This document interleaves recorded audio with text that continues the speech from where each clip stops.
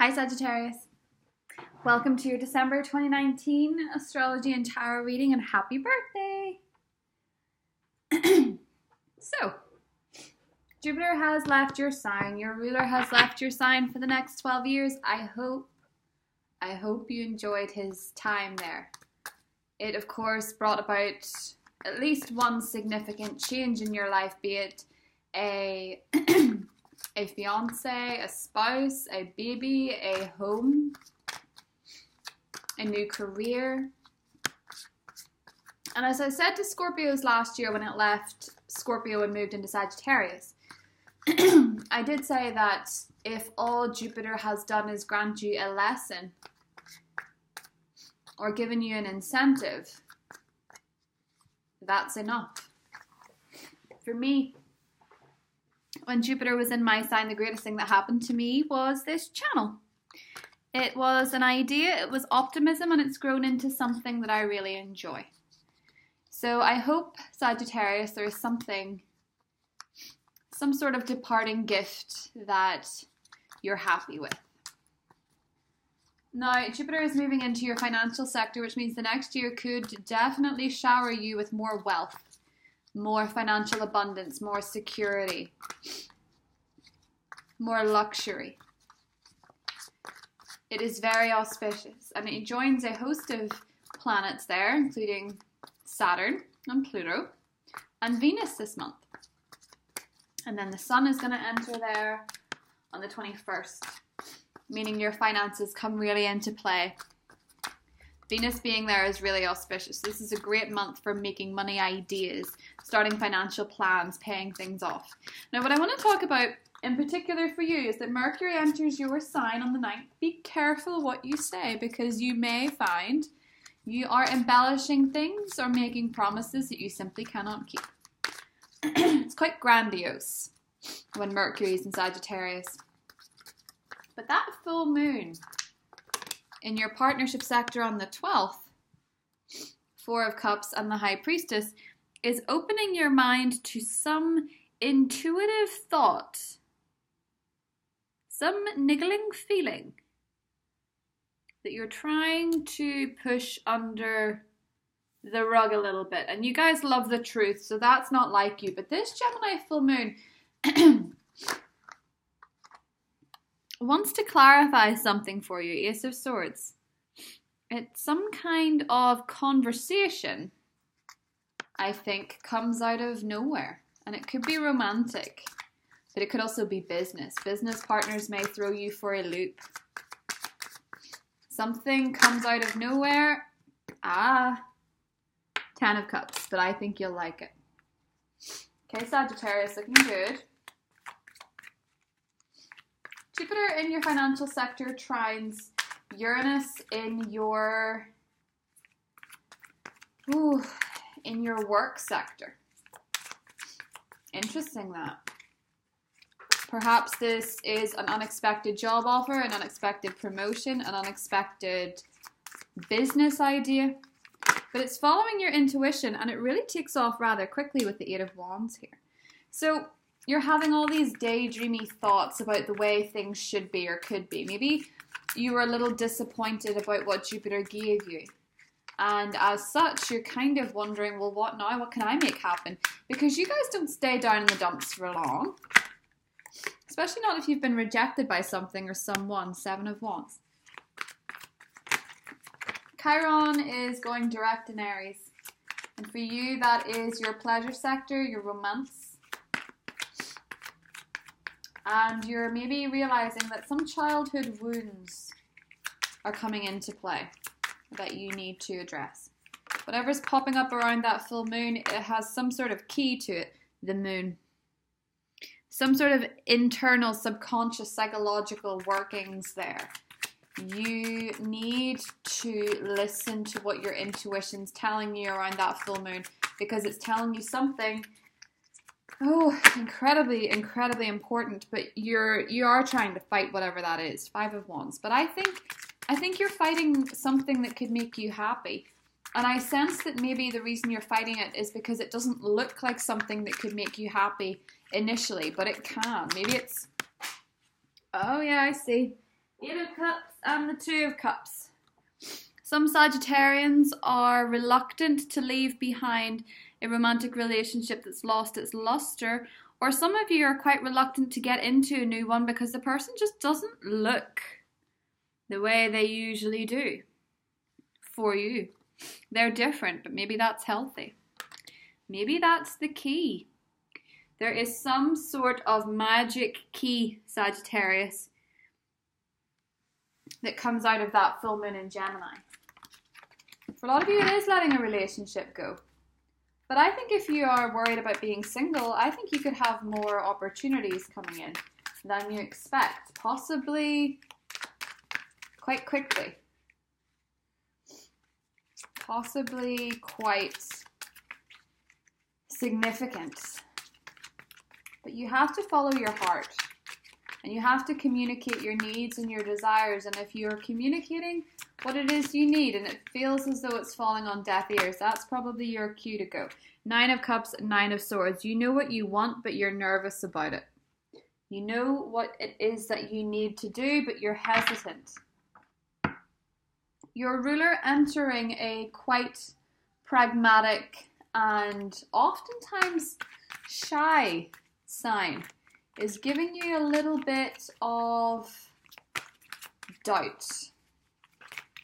And that's okay, because sometimes we have to evaluate for a while before we make a decision based on false motives. And I don't mean that somebody else is deceiving you. I mean you may be deceiving yourself in terms of making action this month. Expect a miracle. Mother Mary, have faith that your prayers have been heard and are being answered. That's nice. So Christmassy. She always comes up around Christmas and the holiday period. It's quite funny. On that full moon, there is this... I see now. There is this trine energy between Mars in Scorpio and Neptune in Pisces. Ooh. And for a lot of you, that intuition is so very, very, very strong that you simply can't ignore it, even if you want to. Boundaries. Love yourself enough to say no to others' demands on your time and energy. Okay. There's a lot of gold in these cards. And I think the reason for that is because you have to remember, with the amount of planets moving into your second house, Sagittarius, you have to remember that boundaries come from a healthy sense of self, a healthy sense of self-worth. And oftentimes, whenever there is activity in our second house, particularly when the sun is in your first, because it is in your first for most of the month, and it is your season. But with a host of Capricorn energy, you can't ignore that sometimes if you feel a little bit off about a situation or how someone or something is paying off for you, because we have a distinct lack of Pentacles energy for a reading where there's so much going on in your second house. It feels as though there is something in your life that's not paying off the way you want it to. And I think you need to reevaluate how much you're giving to something and how much it's paying off back. And that can be financially, but it can also be emotionally. What's interesting is that there is an awareness here that as things shift towards, I mean, we have both wish cards, the 10 and the 9 of Cups.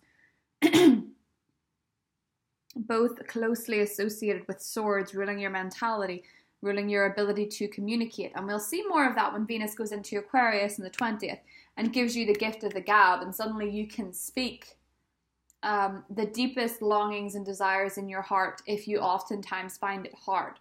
Because Capricorn energy finds it hard. And with the amount of it in the sky, people aren't as direct. Which is why Mercury being in your sign is good in that it makes people direct and open and honest.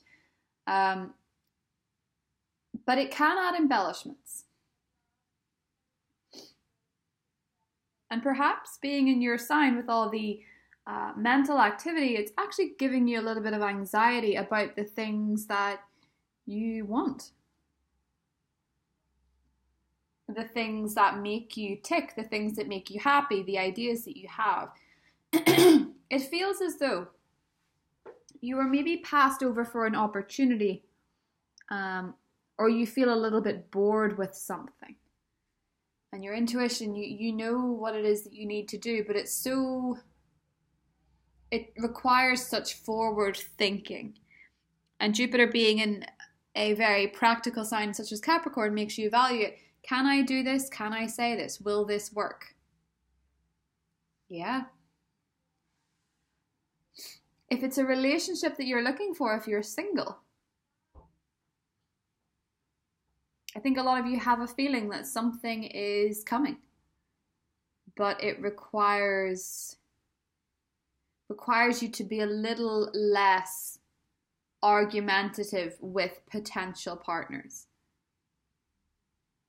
a little less determined to assert your individuality or hide your individuality. Whatever it is that you're trying to get across can fall flat if you're trying too hard. All that it requires is for you to be yourself. Isn't that interesting? Because being yourself is something that you do so well. But not all Sagittarians are easy to read. That is indeed a misconception. You see something you like, and you have a hesitancy there. Maybe I'm not enough. Maybe I'm not smart enough, pretty enough. Maybe I'm not the right age for this. Maybe I could never have something like this. Self-limiting beliefs, particularly with love, come out around the full moon in Gemini. But there also comes news, a spark, and I think a lot of it is almost telepathic, in that it's a spiritual download that you have that will lead you to contentment if you just follow it. And this road that you're going down is leading you to something that feels equal, that feels supportive, that feels harmonious with you. Be it a best friend, be it a romantic partner, be it a job that fits. The two of cups. The two of cups has come up a lot in the December reads as we move into 2020, because it is all about partnering up and meeting soulmates and karmic partners and those things. But we'll get more into this person in the extended. Happy birthday. Love you guys very much. Listen to this. And if you're dealing with a Pisces, it looks like they want to talk. Don't be too aggressive. Love you, Sag. Bye.